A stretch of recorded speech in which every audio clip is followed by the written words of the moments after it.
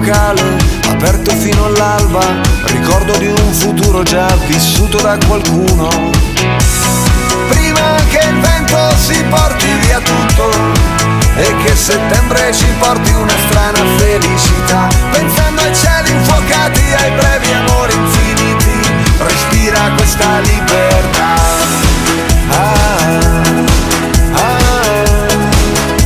L'estate e la libertà.